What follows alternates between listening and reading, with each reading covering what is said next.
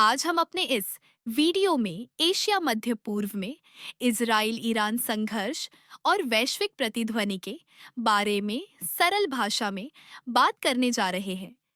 इस पूरी धरती पर मिडिल ईस्ट ही वो जगह है जहाँ के लगभग सभी देश ये मानते हैं कि अपने पड़ोसी को बेचैनी, परेशानी, मुसीबतों और दुहक में रखकर ही हमें चैन और सुकून मिलेगा। लेकिन सच्चाई ये है कि यहाँ के सारे देश सुकून, तरक्की और शांति से कोसों दूर है और वो हमेशा परेशान होते हैं और तबाही के हम साए में जीते हैं।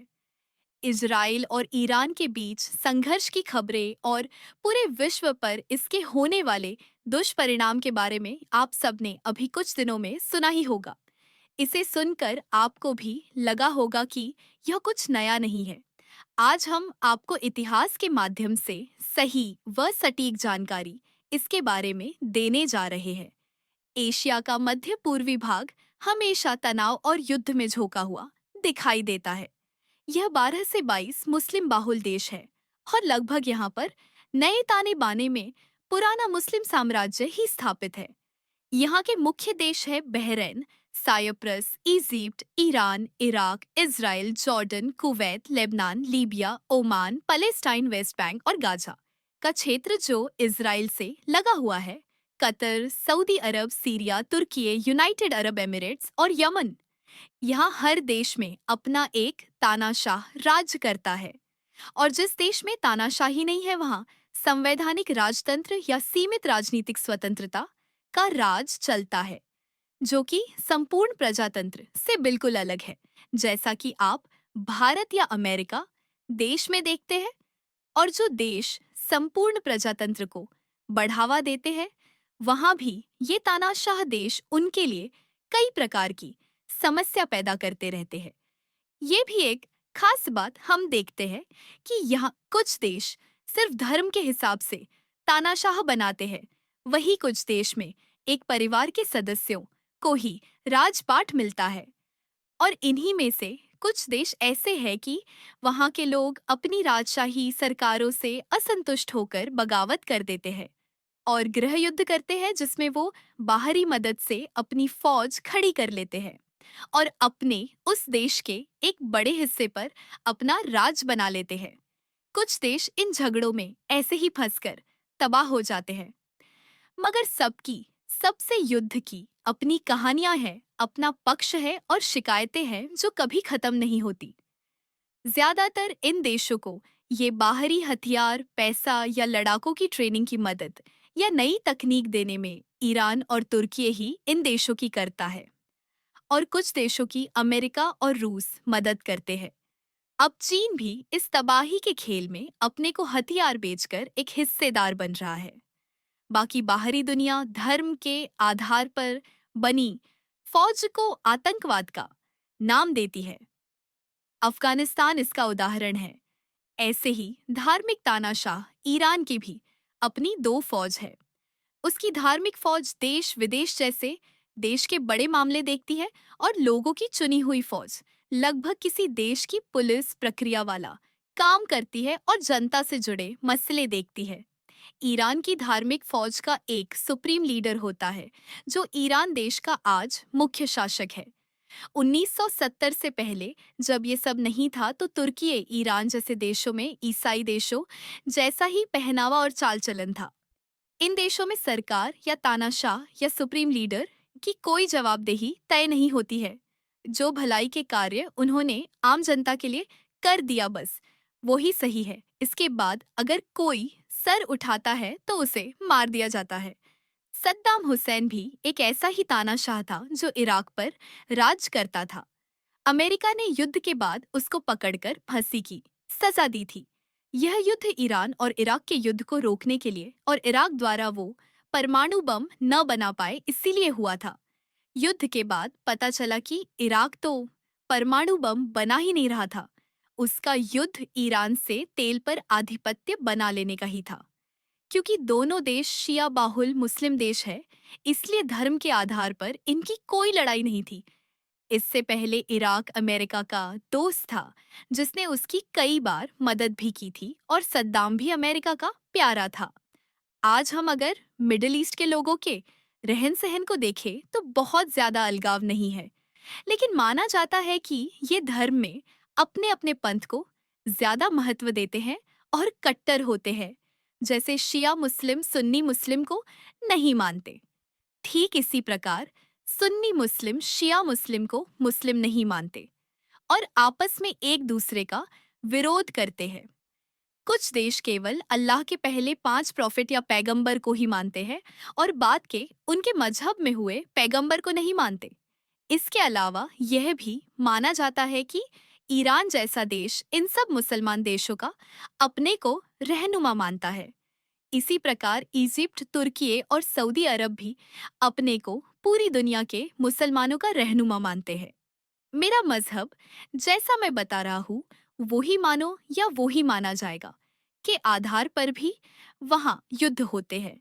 अपने को रहनुमा बताने की होड़ में युद्ध होते हैं।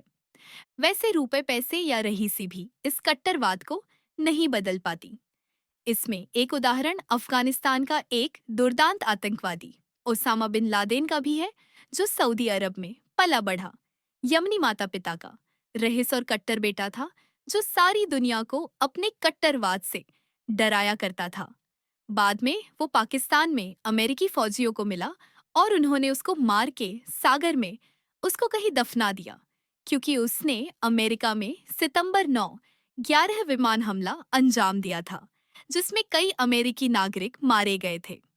इन मिडिल ईस्ट के देशों के तेल के दाम में हेरफेर के आधार पर अमेरिका और यूरोप के देश इनके साथ युद्ध करते रहे हैं और इन सब के बीच इजराइल एक यहूदी या ज्यूइश मजहब मानने वाला अलग मजहब का देश है, जो इन देशों के परिसीमन के बीच में आता है।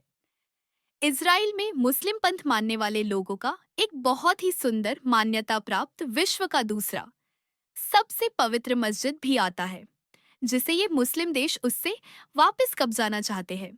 यरूशलेम इजराइल में ऐसी जगह है जहां पर यहूदी, ईसाई और मुस्लिम धर्म के तीनों संप्रदाय के मानने वाले उसे अपनी पवित्र स्थली मानते हैं।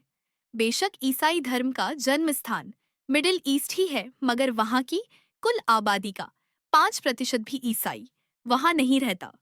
इससे आगे दूसरी बात है कि यहाँ के लगभग सभी मुस्लिम बाहुल देश के अंदर पेट्रोलियम और गैस का व्यापक भंडार मिलता है, जिसे वो सारी दुनिया को बेचकर पैसा कमाते हैं और अपना और अपने देश का विकास करते हैं। इससे जुड़ी इन मुस्लिम देशों की एक ओपेक नाम की संस्था है, जो पूरी दुनिया के पेट्रोल कीमतों को प्रति बैरल के हिसाब से निर्धारित करती है। मध्य पूर्व के कई राष्ट्र फारस की खाड़ी या पर्शियन गल्फ, हॉर्मुज, जलडमरु मध्य या स्ट्रेट ऑफ हॉर्मुज और अन्य प्रमुख जलमार्गों के पास होने के कारण उल्लेखनीय रूप से लाभ कमाते हैं। सऊदी अरब, इराक, संयुक्त अरब अमीरात, कुवैत और कतर जैसे देश, जो प्रमुख कच्चे तेल और गैस निर्यातक हैं, अपने संसाधनों को वैश्विक स्तर पर पहुंचाने के लिए इन जलमार्गों पर अत्यधिक निर्भर हैं। इसके अतिरिक्त मिस्र या इजिप्ट रेड सी और भूमध्य सागर को जोड़ने वाले अंतर्राष्ट्रीय महत्वपूर्ण मार्ग स्वेज नहर से राजस्व प्राप्त करता है। ठीक इसी प्रकार गल्फ ऑफ ईडन और गल्फ ऑफ ओमान से भी वहां के देश जैसे यमन और ओमान भी ऐसा राजस्व प्राप्त करते हैं। मूलतः मध्य पूर्व की रणनीतिक स्थिति, जो प्रमुख जलमार्गों के संगम पर है, इस क्षेत्र को आर्थिक दृष्टि से अत्यंत महत्वपूर्ण बनाती है, विशेष रूप से उन देशों के लिए जो तेल और गैस के उत्पादन व परिवहन में सक्रिय है। मध्य पूर्व देशों के साथ स्थित ये जलमार्ग उनके क्षेत्रीय और अंतर्राष्ट्रीय व्यापार के लिए अत्यंत महत्वपूर्ण है। ये राष्ट्र इन जलमार्गों के माध्यम से शिपिंग या अन्य जहाजों से पारगमन शुल्क वसूल कर भारी राजस्व अर्जित करते हैं।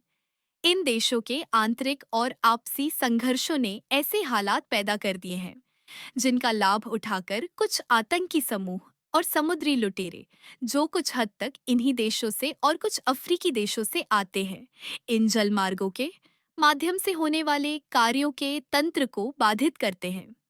यहाँ के लगभग सभी देश धनवान हैं, लेकिन फिर भी आपसी युद्ध, गृह युद्ध या विदेशी देशों से युद्ध में निरंतर लगे रहने के कारण इनके जान और माल का बहुत अधिक नुकसान भी होता है। तीसरा, यहाँ पर मुस्लिम देश अपने फायदे और नुकसान के आधार पर तुरंत अपनी दूसरे देश के साथ दोस्ती दुश्मनी में बदल देते हैं, या दुश्मनी दोस्ती में। केवल आज के समय में ईरान ही ऐसा महान देश है जो अपनी इजराइल से दुश्मनी बरकरार रखे हुए है। ईरान इजराइल के यहूदी धर्म से नफरत करता है, और ठीक हमारे पड़ोसी पाकिस्तान की तरह ईरान इजराइल को एक देश भी नहीं मानता है। इजराइल बॉर्डर के साथ जुड़ा पैलेस्टाइन एक छोटा मुस्लिम देश है। इसकी एक बड़ी उग्रवादी संस्था हमास ईरान के इशारे और मदद से इजराइल में छद्म हमले करवाती है, जिससे इजराइल के बहुत से यहूदी नागरिक मारे जाते हैं। हुती और हिजबुल्लाह के प्रशिक्षित आतंकवादियों से भी ईरान ऐसे ही काम करवाता रहता है। परेशान होकर इजराइल इन सब पर ताबड़तोड़ हमले करता है। फिर उनकी मदद को ईरान आगे आकर इजराइल से युद्ध करता है। इजराइल को अमेरिका का समर्थन और संरक्षण प्राप्त है, और मिडिल ईस्ट में वो अमेरिका का ऐसा मित्र राष्ट्र है जो अमेरिका के लिए पूरे मिडिल ईस्ट को नियंत्रित करता है। अमेरिका ने भी इजराइल को अत्याधुनिक हथियार, प्रशिक्षण और लड़ाकू विमान और पानी के जहाज दे रखे हैं। यही नहीं, जब ईरान इजराइल पर हमले करता है तो अमेरिका अपने लड़ाकू समुद्री बेड़ों से ईरान और उसके समर्थकों पर हमले करता है। यही कर्म या कर्मचक्र बार बार घूमता रहता है। बाद में ईरान की तरफ से रूस आ जाता है तो युद्ध विराम हो जाता है। इस युद्ध में बार बार अपनी हार होने पर ईरान ऐसा मानता है कि अगर उसके पास परमाणु शक्ति आ जाए तो वो पूरे मिडिल ईस्ट पर अपना राज कायम कर सकता है, और अमेरिका और इजराइल जैसे देश के मिलकर हो रहे आक्रमण से भी अपना बचाव कर सकता है। इसलिए वो गुपचुप तरीके से परमाणु बम बनाने में लगा रहता है। इजराइल और अमेरिका भी मिलकर उसके इस इरादे पर पानी फेरते रहते हैं। अभी के युद्ध में फोर्दो में, जो एक पहाड़ का हिस्सा है, में ईरान ने बड़े पैमाने पर परमाणु बम बनाने की कार्यवाही की है, जिसे इस अभी के युद्ध में इजराइल और अमेरिका मिलकर फोड़ने में और उसके परमाणु संसाधन नष्ट करने में लगे हुए हैं। अमेरिका यह भी चाहता है कि या तो ईरान और उसका सुप्रीम लीडर आत्मसमर्पण कर दे, या फिर वहां तख्ता पलट हो और नई प्रजातंत्र वाली सरकार का पुनर्गठन हो। चूंकि रूस यूक्रेन युद्ध में फंस गया है, इसलिए अमेरिका इस बार अच्छा खासा ईरान को फोड़ेगा और बर्बाद करेगा, और उसकी परमाणु बनाने या विकसित करने की क्षमता और उसके देश की तरक्की को वो 40 साल पीछे धकेल देगा। पहले से ही चल रहे अनेक प्रकार के वैश्विक प्रतिबंध जो अमेरिका और उसके अन्य सहयोगी देशों ने मिलकर ईरान पर लगाए थे, से ईरान को आर्थिक रूप से बहुत कमजोर कर चुके हैं, और अमेरिका का मानना है उसकी रही सही कसर इस युद्ध में निकल जाएगी। इस बीच ईरान के मित्र देशों को, जो उससे तेल लेते हैं जिसमें भारत भी आता है, को पेट्रोल की कीमत की मार झेलनी पड़ेगी। युद्ध के 4 ही दिन में तेल का रेट प्रति बैरल 8% बढ़ चुका है। इजराइल और ईरान के बीच का यह संघर्ष आज फिर एक नाजुक स्थिति में है, जिसमें क्षेत्रीय और वैश्विक स्तर पर गंभीर परिणाम होने की करने की क्षमता है। परमाणु महत्वाकांक्षाओं, प्रॉक्सी युद्धों और ऐतिहासिक दुश्मनी का यह मिश्रण एक विस्फोटक कॉकटेल बनाता है। दुनिया भर के देशों के नेताओं ने संयम और कूटनीति का आह्वान किया है, लेकिन स्थिति अत्यधिक अस्थिर बनी हुई है। वैश्विक अर्थव्यवस्था पर इसका संभावित प्रभाव विशेष रूप से ऊर्जा बाजारों में एक बड़ी चिंता का विषय है। भारत का संतुलित रुख, जो संयम और बातचीत पर जोर देता है, इस जटिल भू राजनीतिक परिदृश्य में शांति और स्थिरता बनाए रखने के लिए महत्वपूर्ण है। आने वाले दिन यह स्पष्ट करेंगे कि क्या यह संघर्ष एक व्यापक क्षेत्रीय युद्ध में बदलता है या चल रहे कूटनीतिक प्रयास तनाव को कम करने में और इस युद्ध को रोकने में सफल होते हैं। आप भी अपनी राय हमें इस विषय पर दे सकते हैं। कृपया आप सभी हमारे चैनल को शेयर, लाइक और सब्सक्राइब जरूर करें और हमसे जुड़े रहें। आपका दिया हुआ सुझाव और प्रोत्साहन हमें काम करने पर लगाए रखता है। हमसे जुड़ने के लिए आपका बहुत बहुत धन्यवाद।